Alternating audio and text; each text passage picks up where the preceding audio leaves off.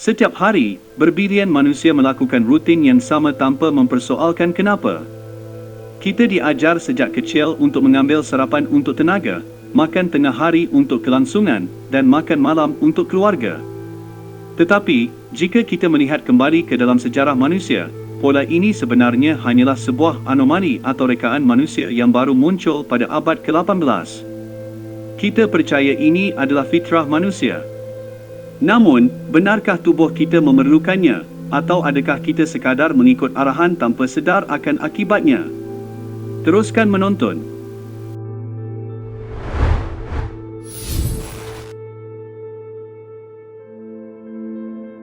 Dahulu, manusia makan bila hanya perlu dan sederhana.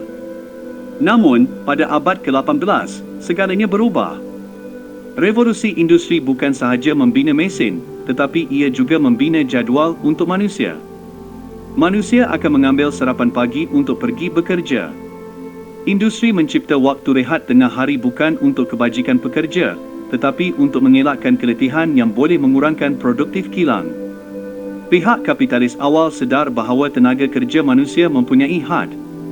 Untuk memaksimumkan output dari jam 6 pagi hingga 6 petang, mereka perlu memastikan badan manusia penuh bertenaga sepanjang hari demi memastikan output dapat diberikan 100% semasa bekerja. Maka, waktu rehat tengah hari dicipta untuk manusia mengisi perut sebelum memulakan semula kerja. Inilah agenda tersembunyi yang pertama, rutin makanan manusia. Dengan menetapkan waktu makan, pemerintah dan pemilik industri berjaya mengawal pergerakan masa secara serentak. Manusia bukan lagi pemburu atau pekerja ladang yang bebas, tetapi ialah unit pengeluaran yang terikat pada loceng dan masa. Jika kilang memberi kita struktur, industri pengiklanan pula memberi kita keperluan yang tidak perlu.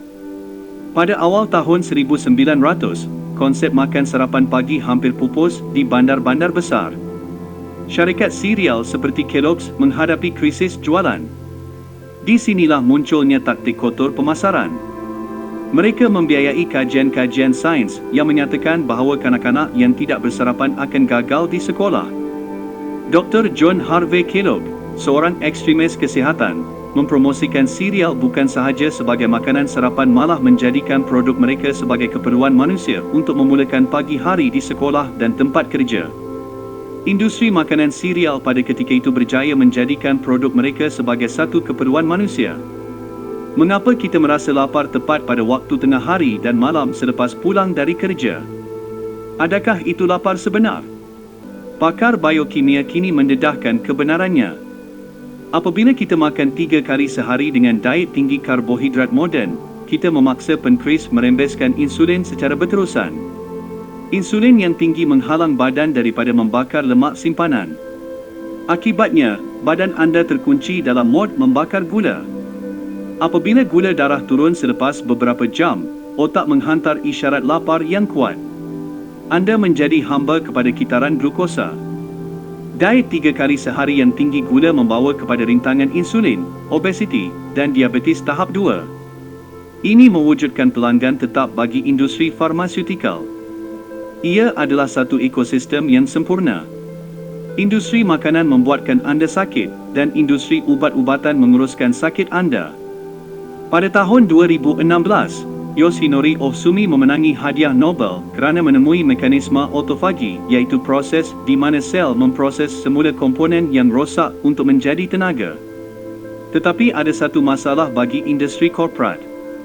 Autofagi hanya berlaku apabila anda berhenti makan selama 12 hingga 16 jam.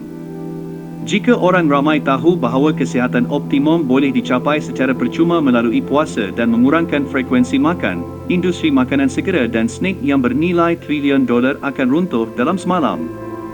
Makan 3 kali sehari bukanlah kod genetik kita. Ia adalah kontrak sosial yang ditandatangani tanpa persetujuan kita. Frekuensi makan 2 kali sehari adalah yang paling ideal. Amalan puasa sunat Isnin dan Khamis adalah sunnah dan makan pada waktu sahur dan berbuka seperti di bulan Ramadan itu adalah waktu makan yang paling tepat untuk tubuh manusia. Tubuh kita mempunyai teknologi penyembuhan paling canggih secara semula jadi. Syaratnya cuma satu, amalan puasa.